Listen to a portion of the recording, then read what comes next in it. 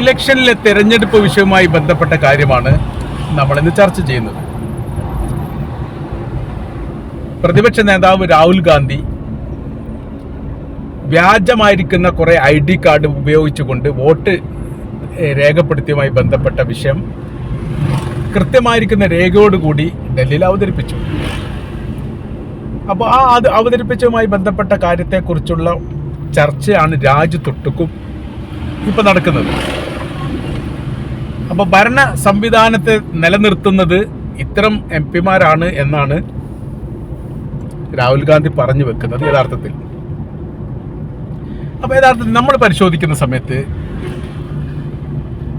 ഇപ്പോഴത്തെ voting machine സമ്പ്രദായം ലോകത്ത് എത്ര രാജ്യങ്ങളുണ്ട് എന്ന് പരിശോധിച്ചാൽ യഥാർത്ഥത്തിൽ വളരെ കുറവാണെന്ന് മാത്രമല്ല, ഒറ്റപ്പെട്ട 1-2 രാജ്യങ്ങൾ മാത്രമാണ് ഇപ്പോൾ യഥാർത്ഥത്തിൽ ഈ ഇലക്ട്രോണിക് വോട്ടിംഗ് മെഷീൻ ഉപയോഗിക്കുന്നുള്ളൂ.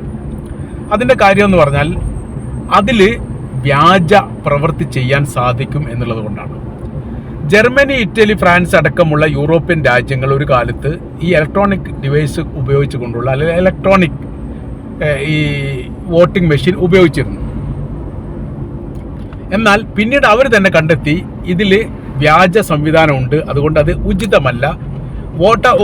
ഈ വോട്ട് ചെയ്യുന്നവരെ സംബന്ധിച്ചിടത്തോളം കൃത്യമായിരിക്കുന്ന രീതിയിൽ ഇതിൽ വോട്ടവകാശം വിനിയോഗിക്കാൻ സാധിക്കുമെങ്കിൽ പോലും കൃത്രിമം നടക്കും എന്ന് അറിഞ്ഞതിൻ്റെ അടിസ്ഥാനത്തിലാണ് അവർ യഥാർത്ഥത്തിൽ ഒഴിവാക്കിയത്.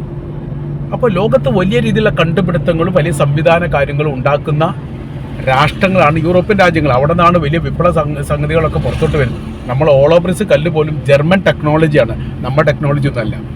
അപ്പോൾ അത്രക്ക് വലിയ സംവിധാനങ്ങളുള്ള അല്ലെങ്കിൽ കാലാകാലങ്ങളായിട്ട് വലിയ മാറ്റങ്ങൾ ഉണ്ടാക്കുന്ന രാജ്യങ്ങളും വലിയ കണ്ടുപിടുത്തങ്ങൾ നടത്തുന്ന രാഷ്ട്രങ്ങളിൽ പോലും ഇത് നിരോധിക്കും.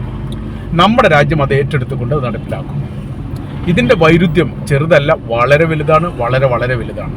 അപ്പോൾ വർഷങ്ങൾക്ക് മുൻപേ, അതായത് BJP സർക്കാർ ആദ്യം അധികാരത്തിലേറ്റിയ ആ കാലത്ത് തന്നെ ഇത്തരം ഒരു വലിയ വിമർശന കാര്യങ്ങളൊക്കെ ഉണ്ടായിരുന്നു.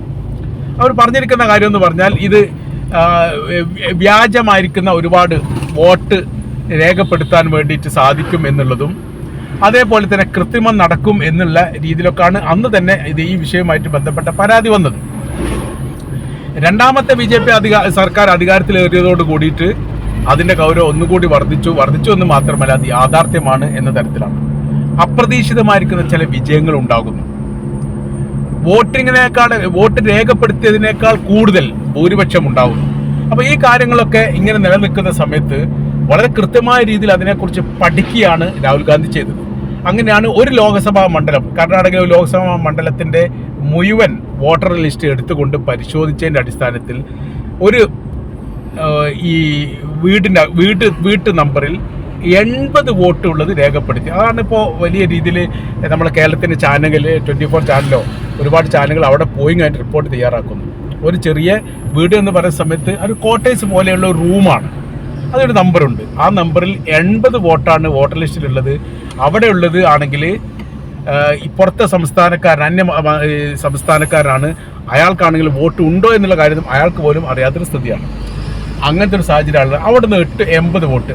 അങ്ങനെ നോക്കുന്ന സമയത്ത് 20,000-ൽ കൂടുതൽ ഇരട്ട വോട്ടുകൾ, പിന്നീട് വോട്ട് വെട്ടിമാറ്റപ്പെട്ടത്, കൂട്ടിച്ചേർക്കപ്പെട്ടത്, ഡബിളായിട്ട്, അങ്ങനെ പല രീതിയിലുള്ള കാര്യങ്ങൾ നടന്നു. അപ്പോൾ പറഞ്ഞ സമയത്ത് ഏകദേശം 50,000-ലധികം ഈ വ്യാജ വോട്ടും അതുപോലെ ഡബിൾ വോട്ടും എല്ലാം കൂടിയും ഉണ്ടായിട്ടുണ്ട് എന്നുള്ളതാണ്. 20,000 വോട്ടോ അതിനോട് സാമ്യമുള്ള വോട്ടിനുമാണ് ഈ സ്ഥാനാർത്ഥി അവിടെ വിജയിക്കുന്നത്. അപ്പോൾ ആ ജയമല്ല എന്നുള്ളത് ഉറപ്പാണല്ലോ. പിന്നെ അത് സമ്മതിച്ചോ എന്നുള്ളതോ ഒക്കെ അതിൻ്റെ മറ്റൊരു രീതിയാണ്. അത് സമ്മതിച്ചോ, അത് അംഗീകരിച്ചോ എന്നുള്ളതൊക്കെ വേറെ രൂപത്തിലേക്കാണ് അത് പോവുക. അപ്പോൾ ഇപ്പോഴത്തെ വിഷയം എന്ന് പറഞ്ഞാൽ ഇത് ഒരു ലോക്സഭാ മണ്ഡലത്തിൽ മാത്രം നടന്ന സംഭവമല്ല, ഒരുപാട് ലോക്സഭാ മണ്ഡലത്തിൽ ഈ സംഭവം നടന്നിട്ടുണ്ട്. അങ്ങനെ ആ സമയത്ത് സർക്കാരിനെ സംബന്ധിച്ചിടത്തോളം സർക്കാർ രാജിവെച്ച് പോകണം, കാരണം വ്യാജ വോട്ടർമാരാണ് വോട്ട് ചെയ്തിട്ടാണ് ജയിച്ചത് എന്നുള്ള ഒരു രീതി അവിടെ വന്നു കഴിഞ്ഞു. അങ്ങനെ ആ സമയത്ത് വിശ്വാസ്യത ഏറ്റെടുത്തുകൊണ്ട് സാധാരണ ഇതിൽ കോൺഗ്രസിൻ്റെ മന്ത്രിസഭയൊക്കെ ആണെങ്കിൽ ഇപ്പോൾ എന്നോ രാജിവെക്കും. അപ്പോൾ ഇത് എവിടെ എത്തും എന്നുള്ളത് വലിയ രീതിയിലുള്ള ചർച്ച ചെയ്തുകൊണ്ടിരിക്കുന്ന കാര്യമാണ്. കാരണം ഇലക്ട്രോണിക് ഡിവൈസുമായിട്ട് ബന്ധപ്പെട്ട് അതിനെതിരെ സുപ്രീം കോടതിയിൽ വരെ പ്രമേയം വന്നിട്ടുണ്ട്.